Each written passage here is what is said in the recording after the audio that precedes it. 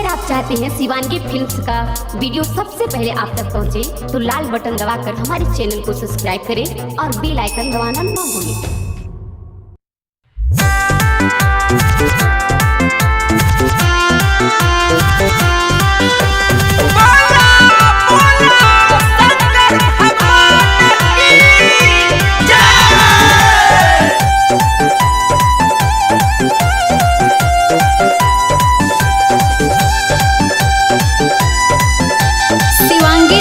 Studio Rajgir.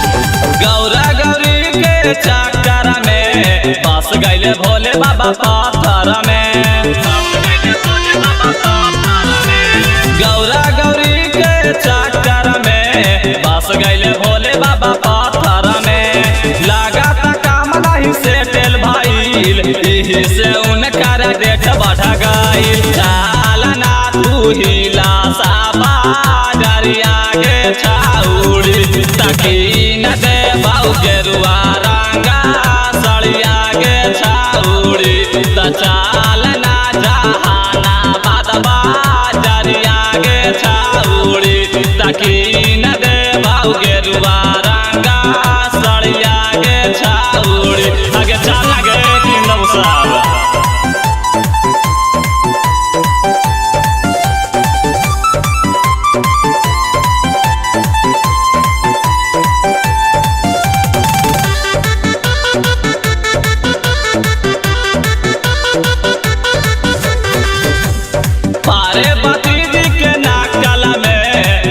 गईले भोले बाबा चक्कर में। देखो अबरना कामे भइल, साधे कवरिया न जाने गईल। साधे कवरिया न जाने गईल। पारे भतीजी के नाकल में फंस गईले भोले बाबा चक्कर में। देखो अबरना कामे भइल, साधे कवरिया न जाने गईल। चालना सुनला अंदासा हरिया गेला तकी न दे बाऊ जाए खातिर हम हुआ कामार। चाल ना तू जहाना बादशाह हरिया के छाउड़ी। तकी न दे बाऊ लाले रंगा चूड़िया के छाउड़ी। मैया से पूछनी गे कुछ का कोहा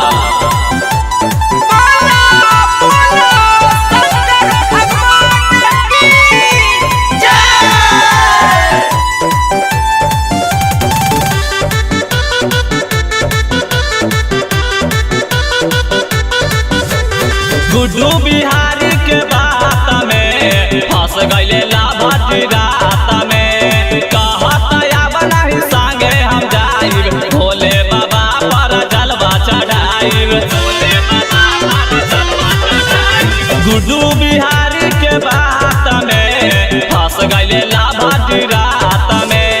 कहत अब नहीं संगे हम जाइब, भोले बाबा पर जलवा चढ़ाइब। देवा घर ना गरिया के छाउड़ी। तकी न दे बाऊ मैया ला बरा सदिया के छाउड़ी। त चाल ना तू बाबा धाम ना गरिया के छाउड़ी। तकी न दे बाऊ शंखा बोला चूड़िया के छाउड़ी। Shivangi recording studio Rajgir.